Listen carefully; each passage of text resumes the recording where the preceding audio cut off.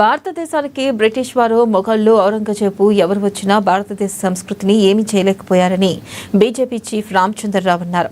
ఈ నెల 17న ప్రధాని మోదీ జన్మదినం పురస్కరించుకుని దేశమే దేహం, ధర్మమే ప్రాణం పేరిట గరికపాటి నరసింహారావు స్వధర్మే నిదానం శ్రేయంపై ప్రవచన కార్యక్రమం మల్కాజ్గిరిలో నిర్వహించారు. ఈ కార్యక్రమంలో BJP chief Ramachandra Rao, MP Eatala Rajender, స్థానిక నాయకులు తదితరులు పాల్గొన్నారు.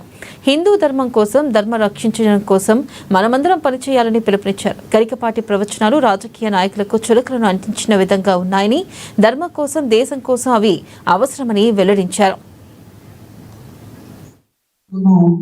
మోడీ గారి జన్మదిన సందర్భమే గర్వపడే అంశం ఏంటంటే మన నేపాల్లో ఆపద వస్తే అక్కడ ప్రజానికం మాకు కూడా ఒక మోడీ ఉంటే బాగుండేది అన్నాడు. అంటే భారతీయత యొక్క గొప్పతనం, మన యొక్క నిజాయితీ ఎంత గొప్ప ఉందో దాన్ని బట్టి అర్థం కావాలి. చాలా మంది తెలియని విషయం ఏంటంటే మన సనాతన ధర్మం, మన సంస్కృతి సాంప్రదాయాలు ఇది అవుట్డేటెడ్ అని చెప్పి ఏ వ్యవస్థలు అయితే మనం నిందించినాయో అలాంటి దేశాలు మన సంస్కృతి, మన సాంప్రదాయాలు, మన పద్ధతులని ఆచరించే స్థాయికి వచ్చినాయి అంటేనే భారతదేశం మోడీ గారి నాయకత్వంలో ఎంత విజయం సాధిస్తుందో దాన్ని బట్టి అర్థం కావాలి. మా కార్యకర్తగా 5 పైసలు ఇచ్చిన పనులు కానీ ఓటు పద్ధతి అనుకోలేదు. అది నేను ఇప్పుడు కూడా గర్వంగా ఫీల్ అవుతుంది. వాస్తవం ఈరోజు వాళ్ళు చెప్పినటువంటి మాట దేశం గురించి, మన ధర్మం గురించి, అదేవిధంగా మనం ఎందుకు ఏం చేస్తున్నాం అనేది మనకు అర్థం కాదు. వాళ్ళు స్పష్టంగా చెప్పారు.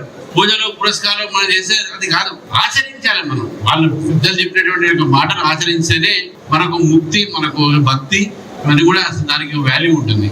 త్యాగం అనేది చాలా గొప్పది. ఆ త్యాగం అనేది ప్రతి ఒక్కళ్ళు కూడా ఆ త్యాగ గుణం పెరగాలి అనేటువంటి మాట వారు చెప్పడము. హిందూ ధర్మం కోసం ఈరోజు మనందరం కూడా దాన్ని రక్షించే ప్రయత్నం చేయాలి. చివరికి ఒకటే మాట, ధర్మం ఉన్న రోజే, హిందూ ధర్మం ఉన్న రోజే భారతదేశం బతుకుతుంది. భారతదేశంలో హిందూ ధర్మం అంతమైతే భారతదేశం ఉండదు. అది మనం గుర్తుపెట్టుకోవాలి. ఈరోజు కాశ్మీర్ నుంచి కన్యాకుమారి దాకా, అస్సాం నుంచి అహ్మదాబాద్ దాకా మన ఆచారాలు, వ్యవస్థలంతా కూడా ఒకే రకమైనటువంటి. మన దేశం పైన బ్రిటిష్ దాడి చేశారు. వాళ్ళు చెప్పారు ఇంతకుముందు, పోర్చుగీస్ వచ్చారు, ఇంగ్లీషులు వచ్చారు, మొఘళ్ళు వచ్చారు.